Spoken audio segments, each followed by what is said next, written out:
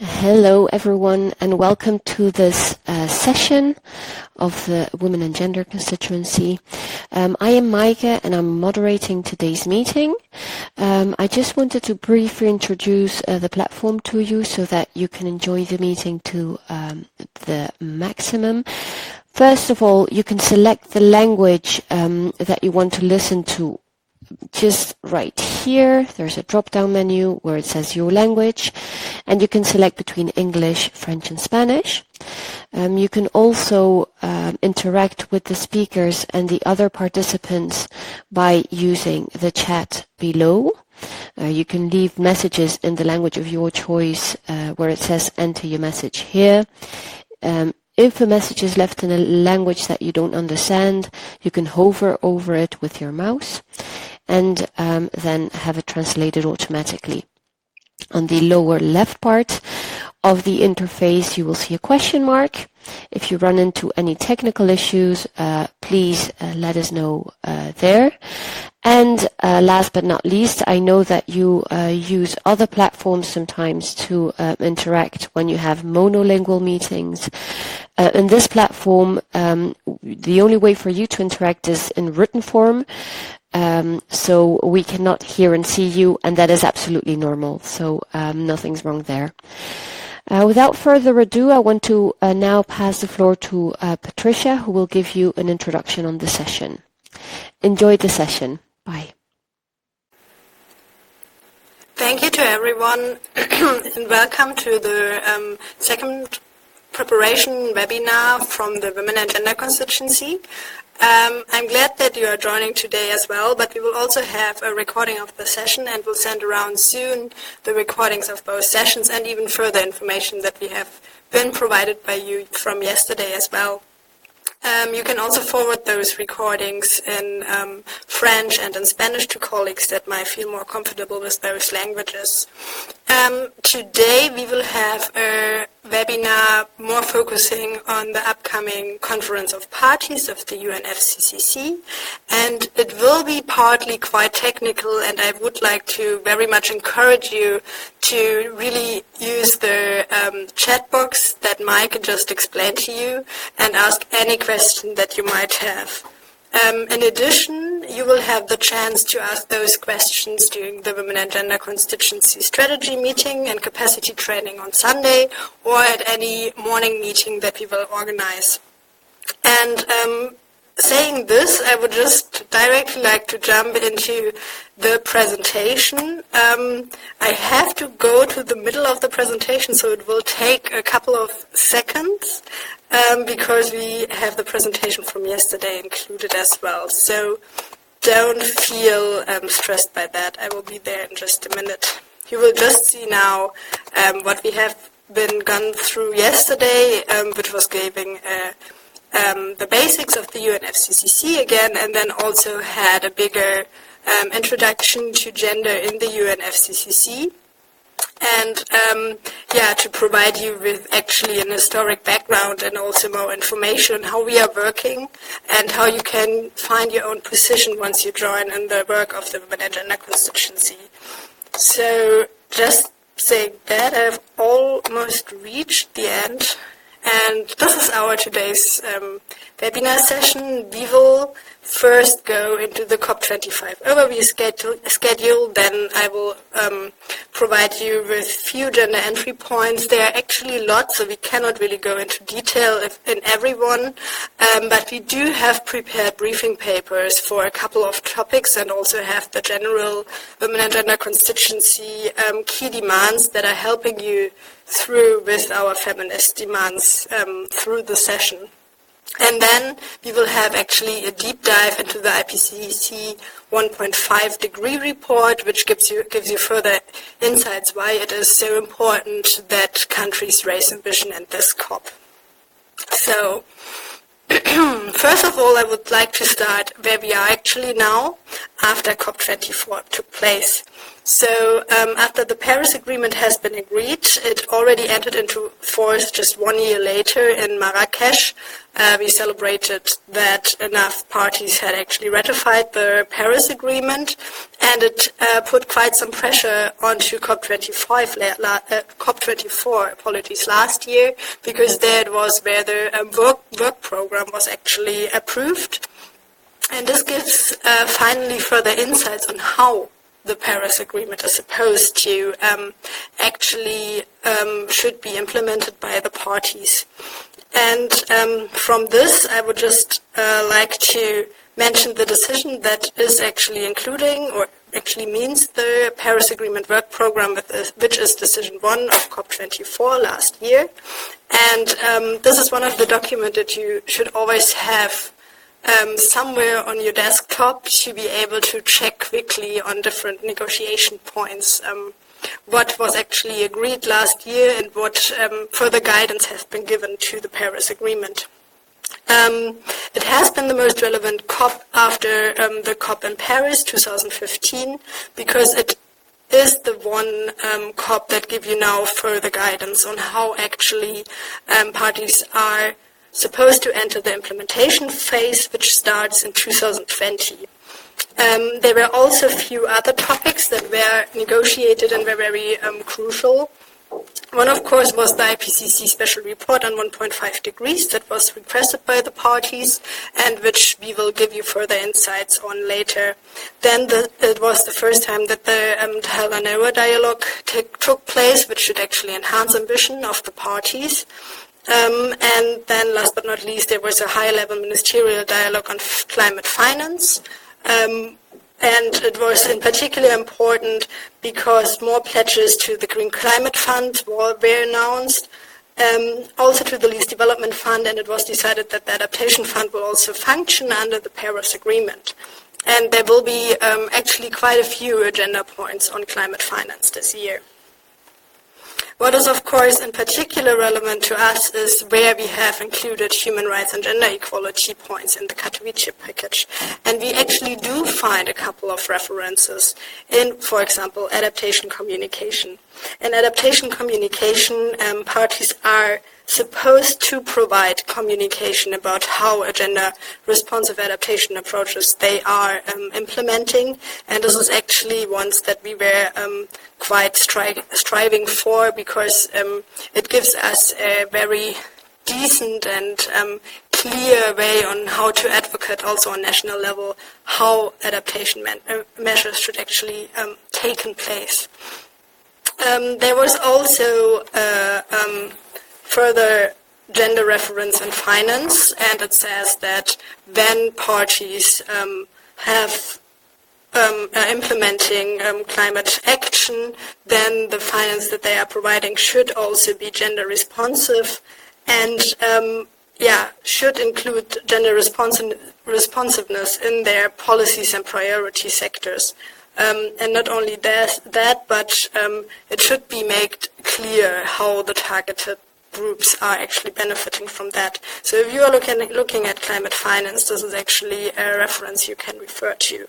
In the technology framework, gender was mainly mentioned in relation to public participation, which also gives us a good entry point on how to look and demand that gender groups and gender machineries are taken care of when deciding on technologies. And then we also find further gender references in capacity building and in the transparency framework. In particular, the transparency framework is actually one of the things that will be further negotiated, because so far there are not many details that parties have agreed upon, and we will have to take a look at this COP and on how to put more details on that issue. Unfortunately, there are also some parts where we have not managed to put strong human rights references. One of that is the global stocktake. So there's a very general view on how non-party participants should actually inform or provide information to the global stocktake. but it's something that is not immediate relevant at this COP, so to say, so it's something that we just have to observe in the near future as well. And also to look a little bit on the downsides of the Katowice package, we also have to say that the goal that we had for advocacy, that all important human rights relevance, all human rights principles of the Paris Agreement preamble are actually mainstreamed through all relevant parts of the Katowice package could not be achieved. So this is why we are mentioning in every part where gender equality or indigenous people or public participation are actually have gotten references. So we further hope that this can be strengthened throughout further negotiations.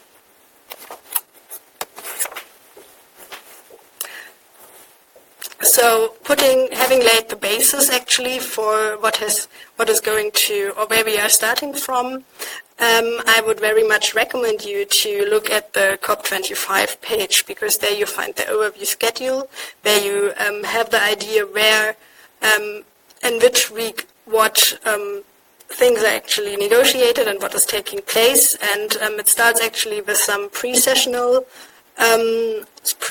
workshops. One of them is actually on the Lima Work Program and the Gender Action Plan. It will start already on the 28th of November. And then another one is also on the Warsaw International Mechanism, which is another agenda topic, but very crucial for us, and it's about the entire loss and damage part. And then, in principle, the first week, you see, in particular, the technical negotiations taking place. So SPA and Substar are having their single agenda items, and you will have to then further following up on the daily agenda on what is going to happen every day and what is going to be negotiated. And then in the second week, we have the high-level segments that are then in the end of the second week closing the COP, CMP, and CMA. And then of course we have a long schedule of side events and exhibitions that you should also take a look upon too, because there the different topics are not only technically discussed, but really going into the very practical terms that show you what is actually negotiated in the UNFCCC is having its impact on local level, for example.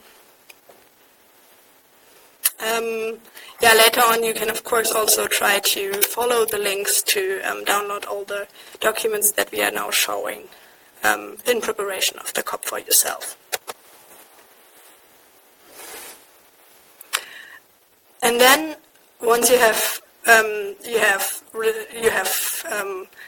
your own overview on what is happening throughout the 2 weeks, you should also have a look into the annotated agendas of the single bodies of the UNFCCC. We have gone into that yesterday. Just a reminder, so the COP is the Conference of the Parties, which is one of the high-level bodies, and then Substar and SBI are the technical bodies where the negotiations are taking place, and then annotated agendas are very important for you to actually know where the negotiations are standing at the moment, and you will find the links in the agenda itself to the latest documents that help you to follow the negotiations.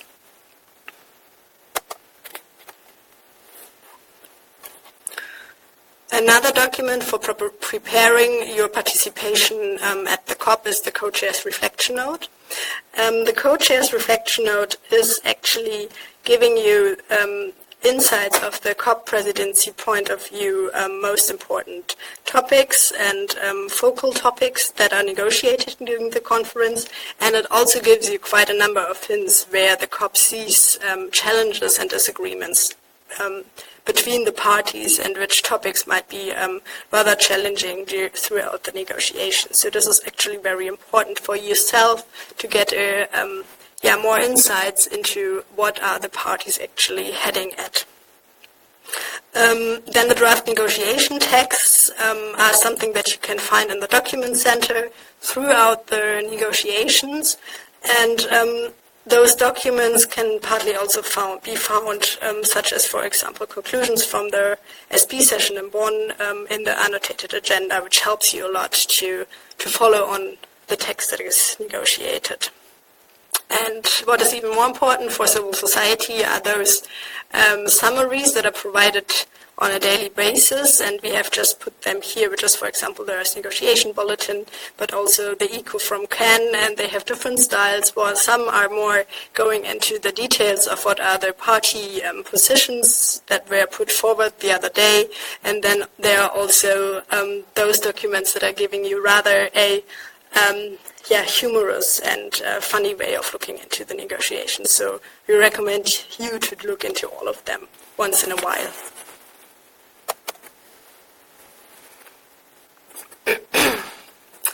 So to help you to get actually an overview on what topics are further negotiated from the Katowice climate package, we have just listed them in here, and we have sorted them by the different topics of mitigation, adaptation, finance, and transparency.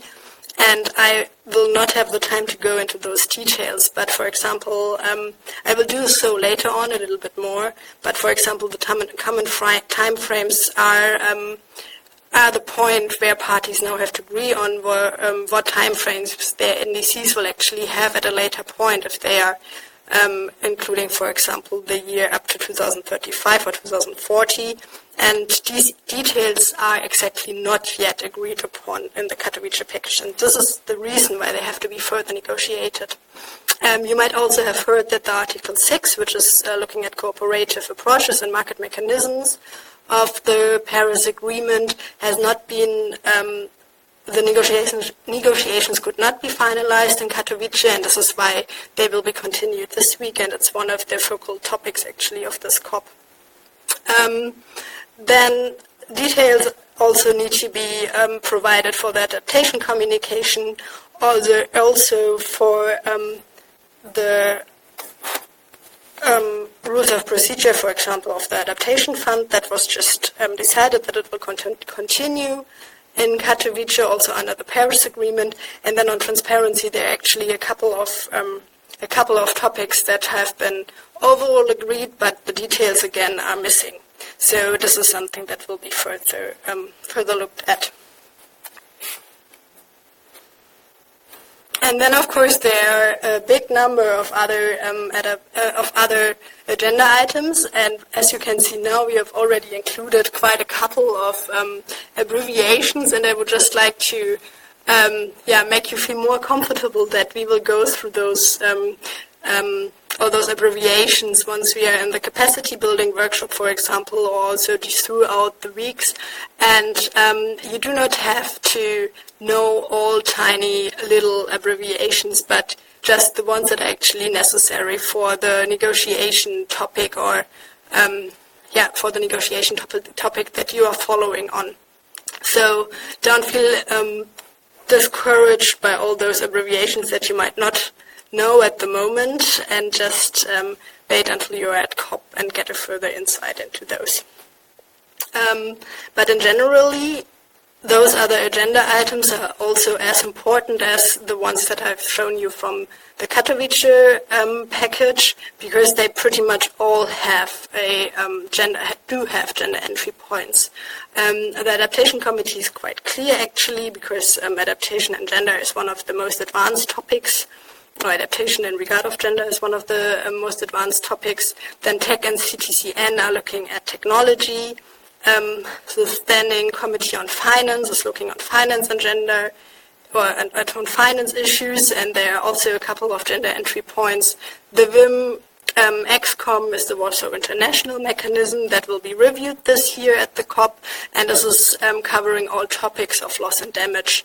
And then the local communities and indigenous peoples platform was one of the major successes and outcomes of the last conference of parties. And the operationalization of this platform has been now agreed upon, but now it's, of course, time to really get into action and make sure that they can also start their work. So certainly this is also something that we will have to follow on. I have been already going into finance and the Warsaw International mechanisms, so now I would just continue to deep a little bit to have a little closer look on what are actually the Women and Gender Constituency's position papers. And one of the papers that we would like to have just a big deeper look into is the review of the Lima Work Program on Gender and the Gender Action Plans. And this is why I would like to hand over to Bridget for a moment, because she would like to give you a bigger insight into this topic. Hi, good morning, afternoon, everyone. Thank you for being on the call again, and thank you or to those who were able to join yesterday, and thank you to Patricia for starting us off with this wonderful overview of the multiple things that we're working on towards the COP. So as Patricia said, we try really hard, very hard as a constituency to help others understand that our positions and the way that we do advocacy is to make sure that, well, first it's the understanding that we cannot achieve gender equality if the other pillars of the agreement and the other pillars of the UNFCCC, namely mitigation, adaptation, finance, loss and damage, not only do the words gender need to be integrated into these, and gender analysis need to be integrated into these frameworks, but they need to be strong and they need to be just. But of course, there are often times when there is a specific agenda item related to gender equality, and that's very much through, as you saw yesterday, a lot of the advocacy and work that's been done by advocates in the constituency. And so we went through a little bit of the background of how we got to what is now the second, let's say the second commitment period, it's not really called that, of the Lima Work Program on Gender and its Gender Action Plan. The Lima Work Program on Gender had a 3-year time frame when it was decided at COP25 in Marrakesh. And the Gender Action Plan, in order to be aligned with the Lima Work Program and reviewed at the same time, was given a 2-year timeline. And I think very important to sort of think about and understand is parties, when they approach the original Gender Action Plan that was adopted at COP23, it was very much seen as an action plan to implement already existing mandates on gender under the climate negotiations, as a way to give those mandates a boost and enhance the support for their actual implementation, because although we can count and see that we have a lot of words on paper, we often lag when it comes to action and implementation. So the Women and Gender Constituency has a guidance note that we have worked on to share our views on what has worked under both the Lima Work Program and the Gender Action Plan, and where we see are the potential areas for continued work and the potential areas for improvement. This will be on the Women and Gender Constituency website today, and it is also available through your emails, and we'll be sure when we send the recordings out that you'll get a copy of this as well. But maybe just to address a few of the issues for you.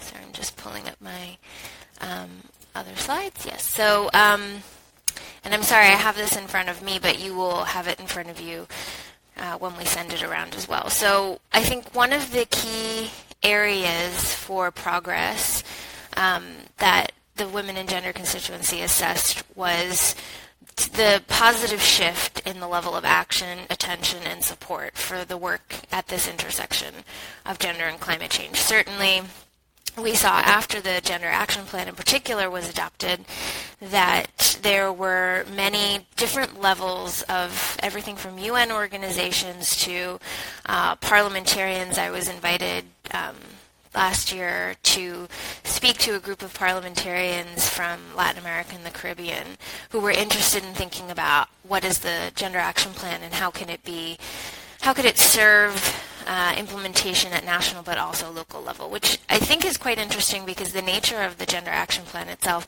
doesn't really lend itself to being that kind of local level implementation piece. But because it's there, because the Lima Work Program is there, it has created this real positive shift in wanting to move towards action and wanting to implement the Gender Action Plan that exists at the global level in different ways and different forms at local and national level.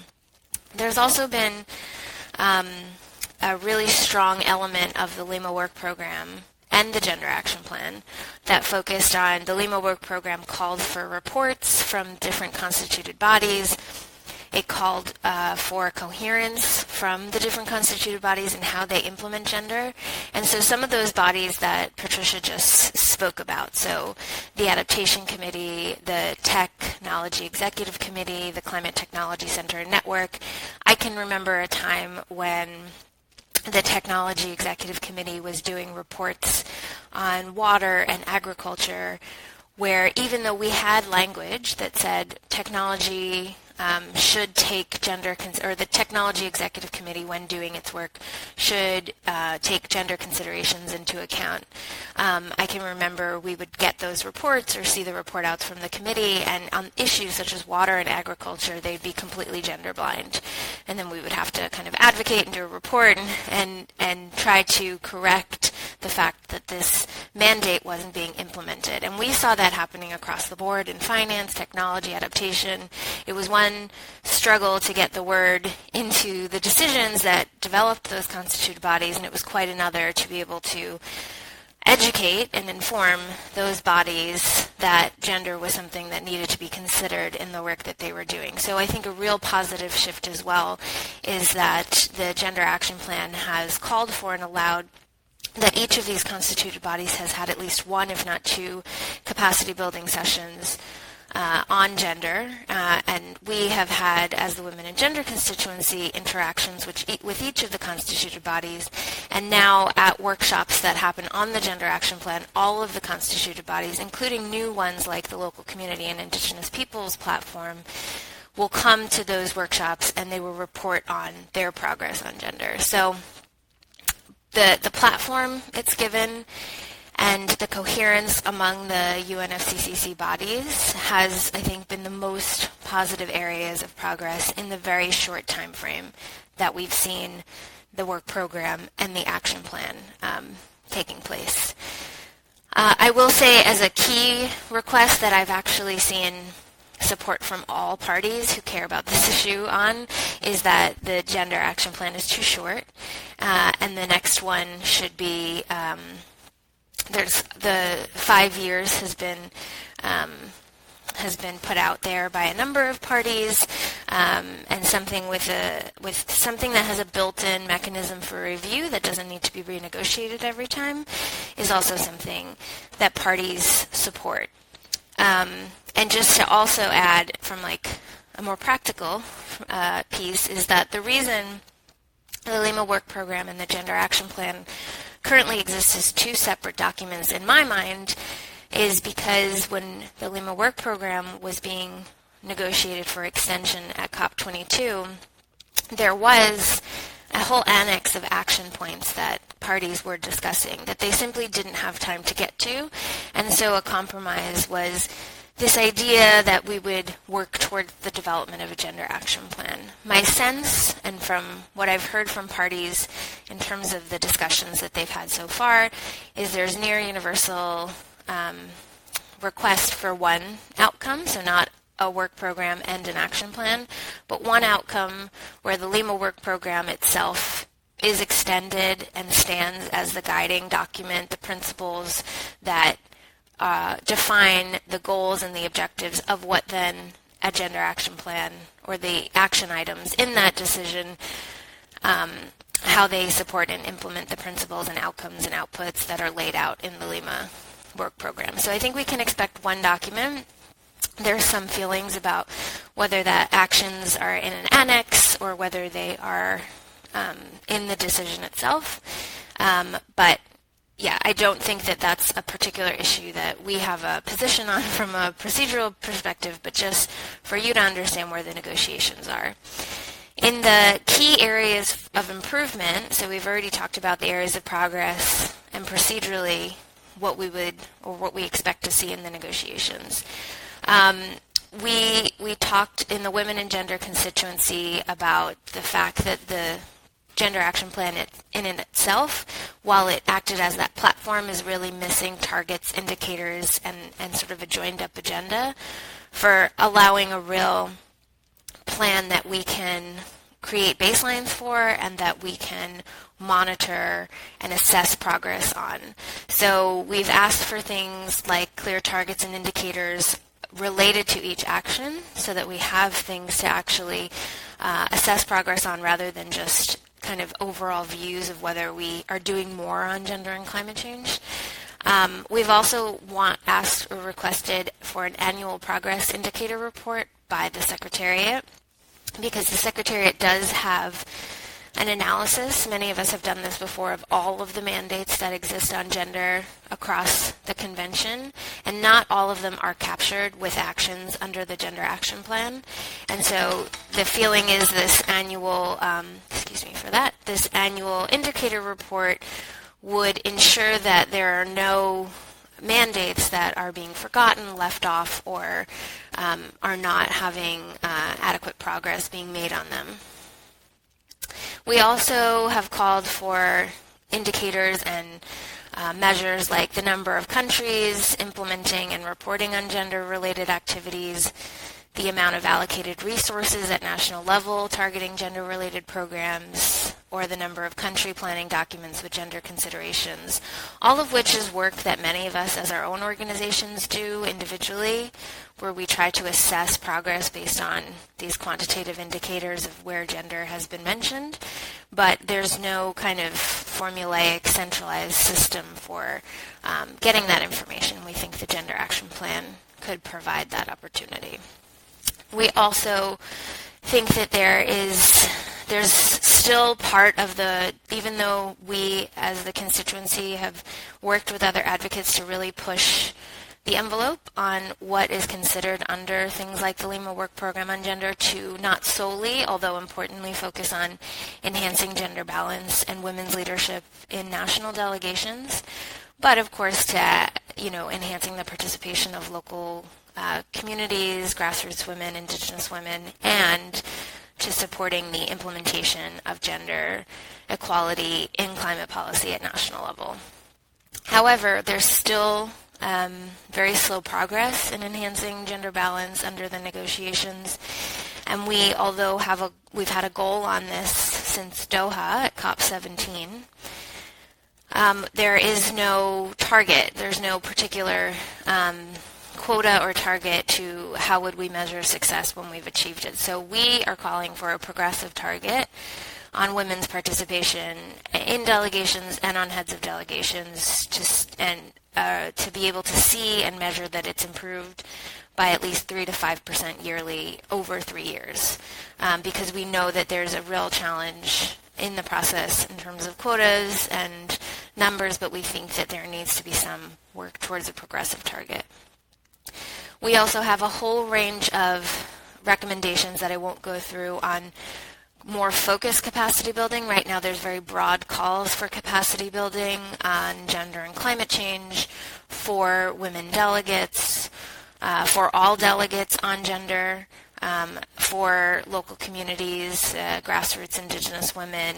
And so we have some very specific requests on capacity building related to gender budgeting and sex and gender disaggregated data, related to capacity building for national gender and climate change focal points, on enhancing gender responsive climate finance, on technology transfer, and also to enhance the leadership of grassroots and indigenous women, and really importantly their climate solutions, which ties very much into the Gender Just Climate Solutions awards and events that we host at each of the COPs to highlight what those look like.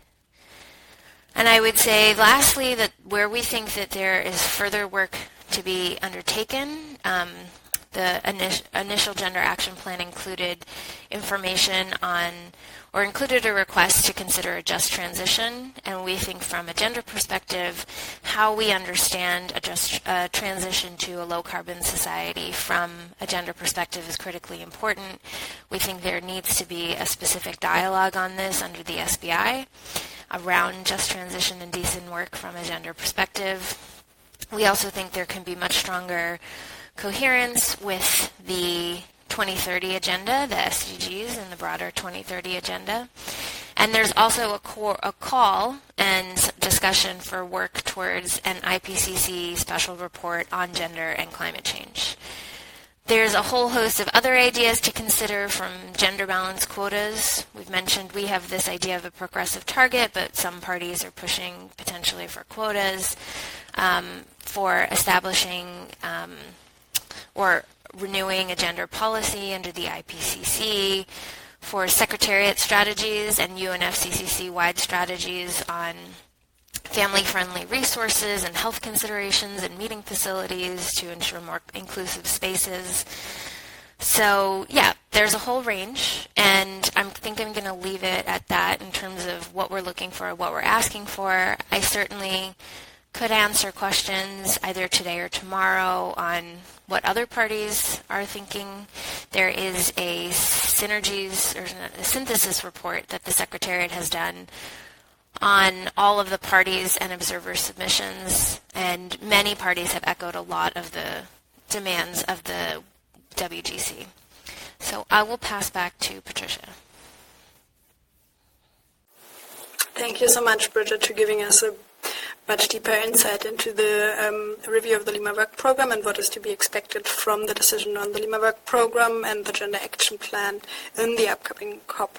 So we have actually the WGC briefing papers where you can find exactly those demands that Bridget has just explained about, and we have also prepared a couple of other briefing papers that are looking on the focus topics of this COP, for example on Article 6, which are the cooperative approaches and market mechanisms, where we call, for example, for including human rights safeguards in order to not repeat the mistakes of the clean development mechanism from the Kyoto Protocol, and also make sure that the sustainable development mechanism is really contributing to sustainable development by, for example, excluding those technologies that are contributing to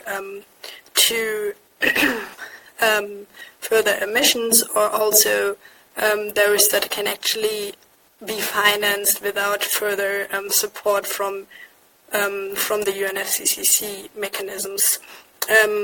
In addition, there are a couple of broader issues, for example, that the Article 6 mechanisms should really contribute to emission reductions and must not allow, for example, for double counting, which means that only one party can actually account emission reductions in their own NDCs and not two of them. Then, of course, we have also one on oceans, because this is supposed to be an ocean COP, and what our demands are mainly is that the ecosystems of the oceans are preserved, and we make sure that pollutions from land and coming into the oceans are reduced, and that also the oceans are respected as being one of the major ecosystems that provide for food security. We do have also a briefing paper on the IPCC reports that were recently published on climate-induced migration and loss and damage, and in particular climate-induced migration and loss and damage have, from the Women and Gender Constituency point of view, not been looked at the way that they would deserve so far. So there's not a standing alone agenda topic on them. So it's not in particular taken care of. It's not yet agreed that the Warsaw International Mechanism will continue its work. So this is something that we call for, and we also call for stable financing of those issues, actually. So please have a look into those into those briefing papers to get a clearer view on what we demand and what the feminist demands are in this regard. And we will also send around those briefing papers once they are actually formatted and being put in a publishing mode, so to say. What I would like to do next, but we are a little bit behind schedule, and I would not like to go too much into the details that might bring more confusion than clarity. I will go into a few more agenda topics that I have already put onto in the presentation, and give you a bit more insights about what they are about. But if you have questions, please just ask them later, because I cannot give too much insights at this point.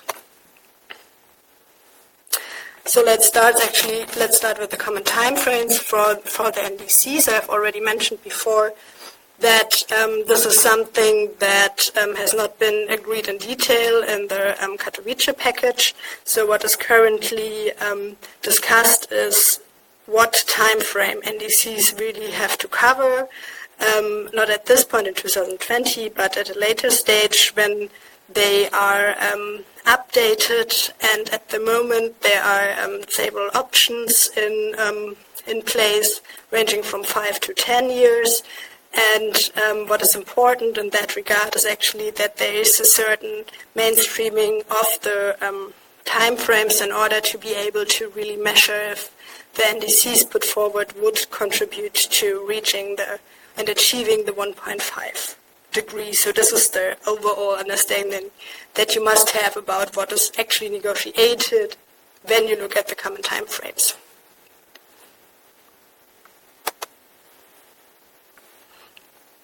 Another thing is actually the public registries, and this is something what the UNFCCC Secretariat will take care of. And the public registries will not only be available for adaptation communication, but also for the national determined contributions. And it should ensure that everyone can actually access the information that is putting forward by the parties. And we should make sure that the public registries that are introduced now in COP will really show all the relevant information for civil society organizations in order to be able to look if the information parties are, for example, be supposed to publish on gender responsiveness will be also reported in this regard in order to make sure that transparency is guaranteed for non-party actors.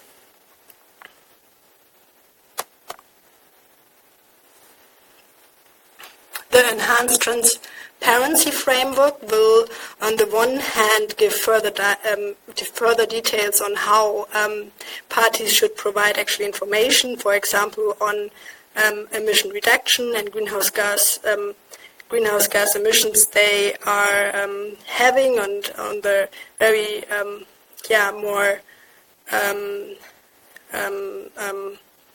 technical points of view, how they report on that, but they will also actually include information about how they are actually taking account of adaptation, finance and technology, and capacity building. And as I have introduced before, this is actually these are actually points where parties have to take and either stakeholders into account, also have to implement those topics in a gender responsive manner. And this is why we have to now really look upon, and Bridget just explained that even so those gender references have been laid down, does not mean that they will be really reported about at a later stage. And this is why we must ensure now that also the guidance about the transparency framework is in a way that parties know what to actually exactly report about and what gender responsiveness means, because it will not only mean if women or women groups were involved in the process. So yeah, this will be an important point to be able to follow up on that later in the future.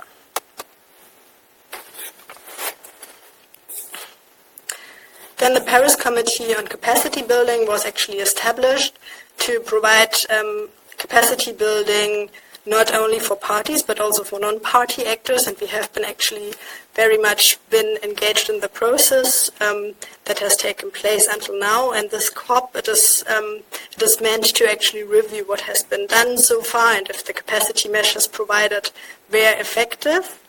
And one of the bigger points where the Paris Committee should actually come into is to support parties in the NDC process. And as we are very much interested, then the NDCs also take into account, depending on what they report about, actually on the different gender considerations that can be possibly made.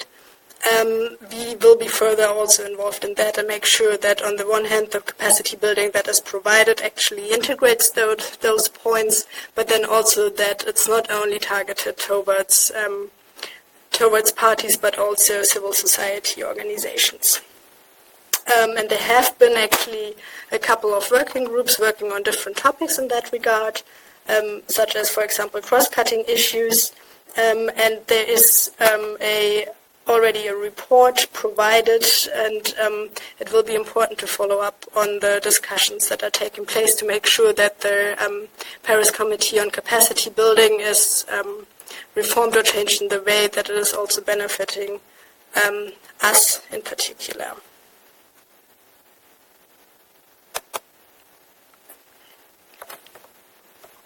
And then, as I said before, there are actually a couple of financial issues that should be taken into account, or where you can follow up negotiations. And the bigger question is, of course, how the finances are provided to the different finance bodies, and how this refurbishment is taking place. So if you have actually to wait for every 5 years until parties make their claims on how much finance they provide, or is there actually a way to better ensure regular finance and make sure that there is a better planning process possible actually for the funds and also for the countries and actors and stakeholders that are benefiting from the finance, because this has been problematic in the past. And what is also another important topic for us is, of course, to make sure that not only big organizations can access those funds, but that also that there are also ways established to make sure that grassroots women organizations and smaller entities will also be able to access the funds that are made available to implement the solutions needed on the ground. And one particular part, which has also been discussed yesterday lengthy, is the gender policy that was put forward in the last board meeting of the Green Climate Fund, and this is something that will be further discussed also between us to really analyze the ways and how it was weakened, and to be able to put forward our critiques. So we have really a couple of people and colleagues working on financial issues, and if you're interested in that, I would really much like to encourage you to get in touch with them, such, for example, Titi or Tara or Liana, that have been partly already involved in yesterday's webinar and are always open to include more stakeholders and make sure that you will be able to follow all the different finance topics during COP. I will actually quickly jump over this slide. It's only to show you that, of course, also administrative issues are important, such as, for example, on how much budget is available for the Secretariat to implement their tasks. But I think I have been actually gone in most of the other matters, and we'll be able to go now further to our women and gender key demands that are just in the moment being finalized, and we will make them available also in our booth that we will have. And as said, we have a couple of demands that are referring to the focal topics of this COP, but we do also have a couple of general demands that should make sure that the negotiations are actually taking care of those issues that are often not in the center of the negotiations, such as, for example, phasing out of fossil fuels, and make sure that community-based energy systems, for example, are further strengthened. And these demands are important actually to make sure that the feminist view that we have on climate change impacts and action is put forward and is not getting lost in the tiny details that I have just gotten into. Apologies.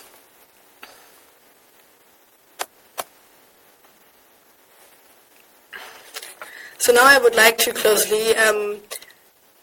quickly close actually my part to hand over to the IPCC report. The Chilean presidency has also put forward some own priorities, and you can just see them on the slides and follow up on them later. And then I would like to encourage you to actually have a look on the WGC gender side events that will give you actually further insights into what is going to happen in the side events and how the topics are actually discussed from or seen from our point of view.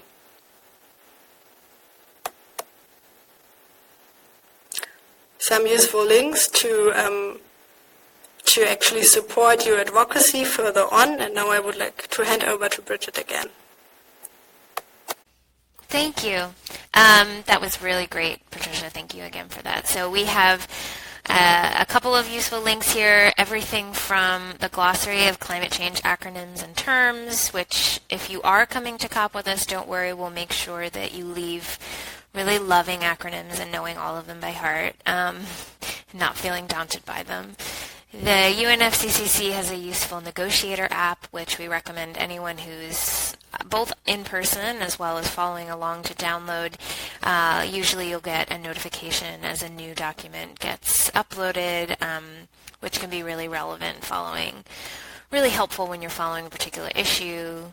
WeDo has a gender climate tracker app where we have tracked all of the language on gender across the negotiations, and it can be very useful if you're just looking for a quick reference. And it also has some information on women's participation data as well as NDCs and gender in NDCs. And a couple of other particularly useful documents that hopefully you can look through when we're able to share these slides.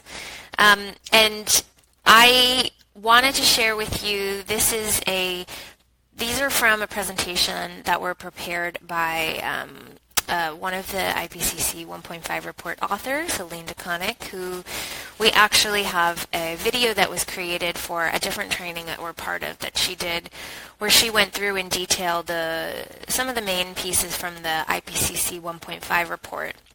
And so I'm not going to attempt to pretend that I am Helene, but I will go through some of the more salient points of her presentation and also make that available to you, because I do think that the 1.5 report, in addition to the other two IPCC reports on land and the cryosphere, on oceans and cryosphere, are really underpinning a lot of the advocacy that we do, not only from the perspective of environmental integrity and ecosystems preservation, but also from the interconnections to gender that we see, for example, in the land report. And certainly in fighting for language in the Paris Agreement and beyond, we have always been at the forefront with other colleagues in pushing for this recognition of 1.5 as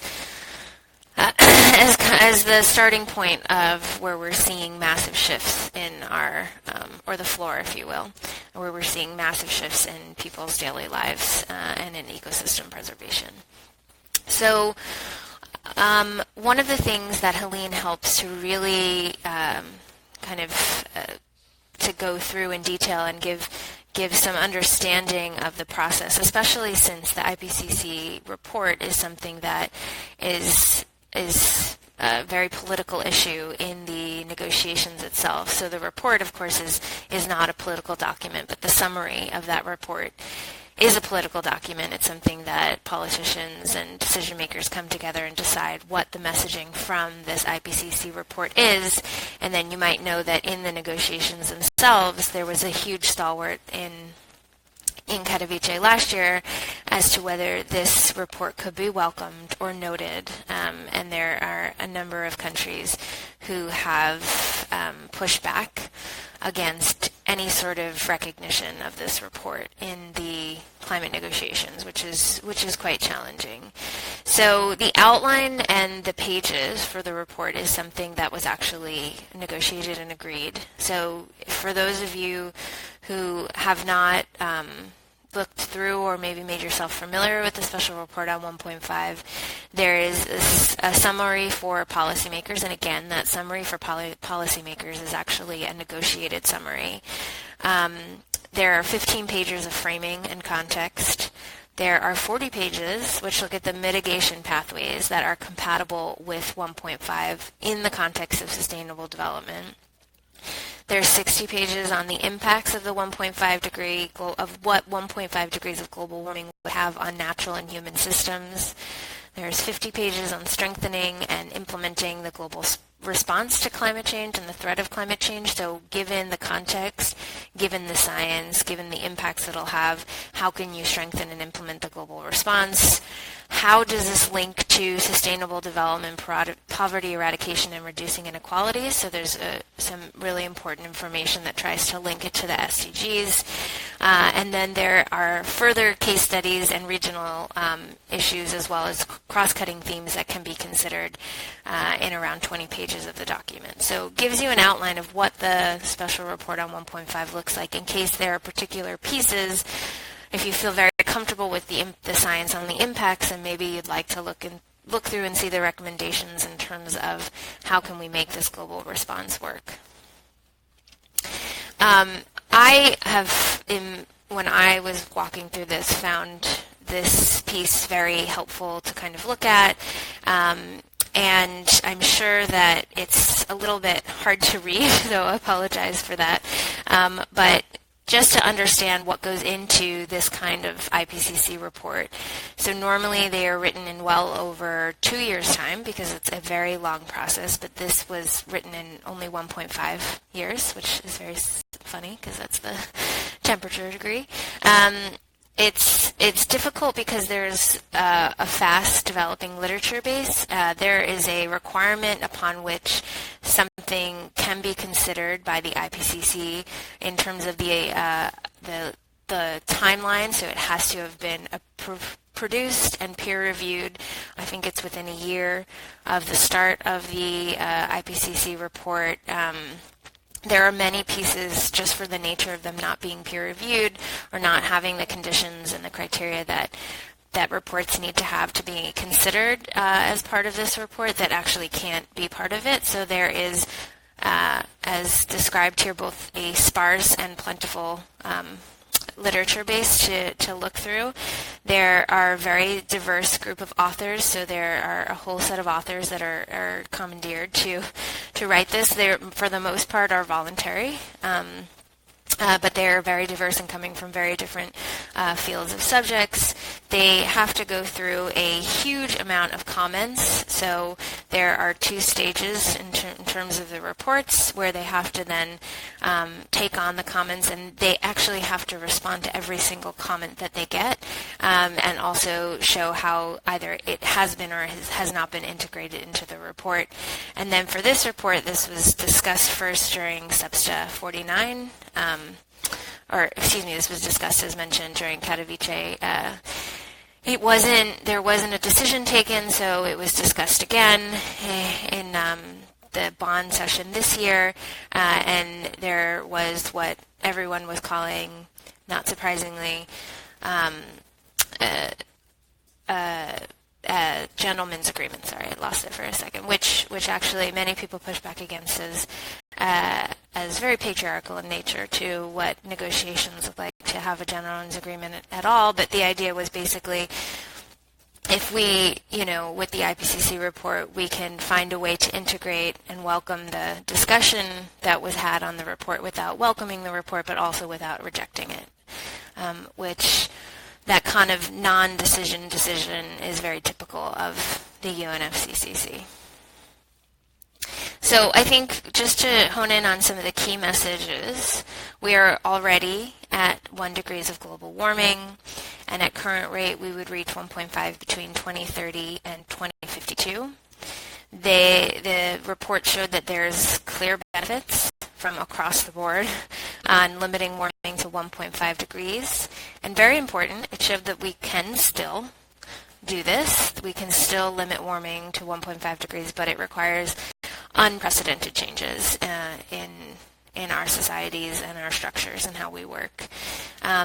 Waiting for NDCs, current NDCs to be implemented means surpassing and surely missing a 1.5 degrees Celsius, and that there is a synergy between limiting warming to 1.5 degrees as well as achieving other societal goals. So I think that that's the way that the report is laid out speaks a lot to even those who would maybe be skeptical towards the sort of most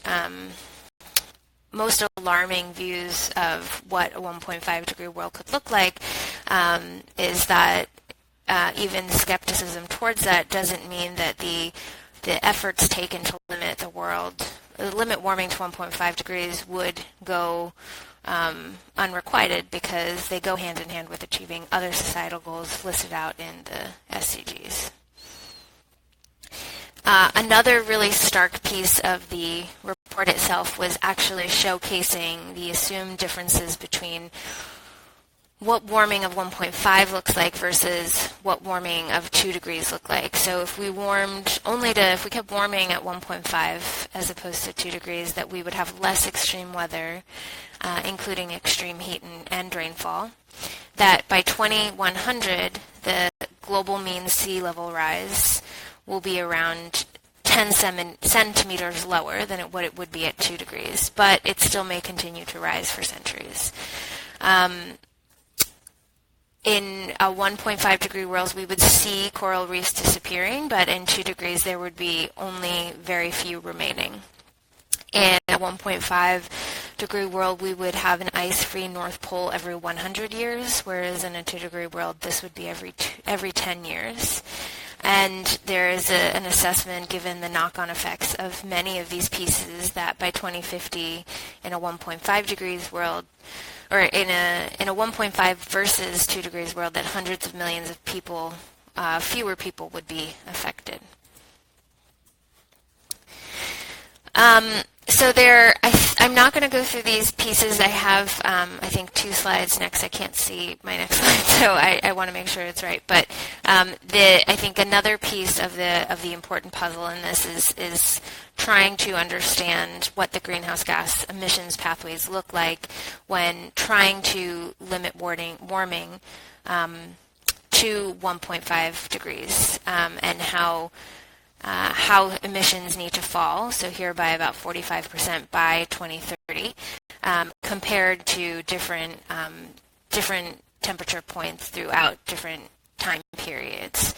And there is, I think the next slide is the emissions pathway. Yeah, so these are some of the different emissions pathway characteristics, which is where you get into if we tried, and I think to sum this piece up, if we tried the most sustainable, low-impact solutions that require the largest shifts in societal change and potentially cost a huge sum of money now, so huge investments now to support that shift, then if we want to if we want to create the change through the most sustainable options, then we have within this 12-year time period to start shifting our societies.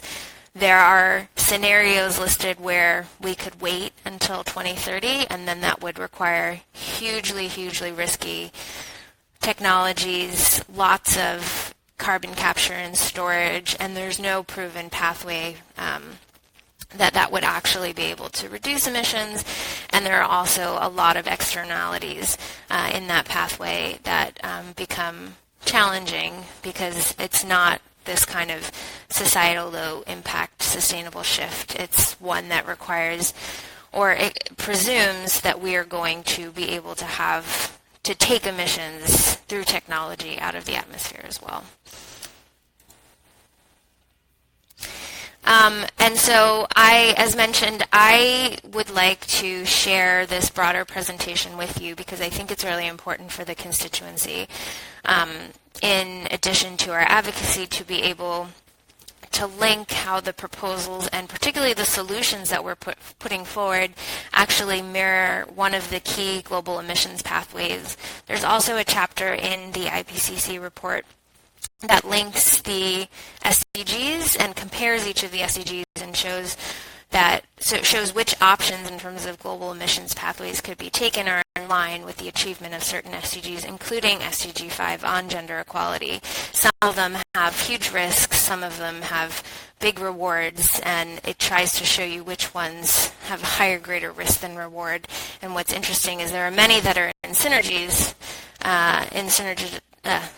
many that have great synergies and actually provide a much more sustainable option for investment. So this is where we would then be promoting a solution to say, advancing gender equality in and of itself is a climate solution, that we have to consider women's access to land, for example, as a huge climate solution, and that we can't be waiting for a large-scale technical fix, because there are many things, as was said in the original slide, that we are trying to and have committed to advancing for society that go hand in hand with some of these low emissions pathways. So I'm going to leave it at that and pass back to Patricia.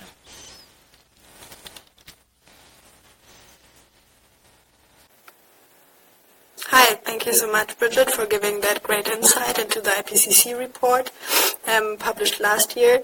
Just to say maybe that the decision that was putting forward in COP24 24 in Katowice was so disappointing, because Bridget just has told you about all those urgencies and urgency of actually starting to act now, and all that parties could agree upon was actually that they welcomed the timely manner in which the report was prepared, but they were very weak on the language on that it should actually clearly inform their action that they are supposed to put forward in the NDCs until 2020. So this would have been, in our point, actually the language that would have been needed, that all insights that the report has given should inform parties and really lead to a greater ambition from all parties leading up to the Paris implementation. So just to add that on, I would like to encourage you again to ask questions if you have any, because so far I haven't seen any. I don't know if I was mistaken. Maybe we have actually already clarified a couple of questions yesterday, in particular on the finance piece, and also we were also starting to discuss the gender action plan. So if there are no questions from your side, I would actually take the closing onto me now. I would just give you a second at this point. If maybe it just took you to digest the last presentation.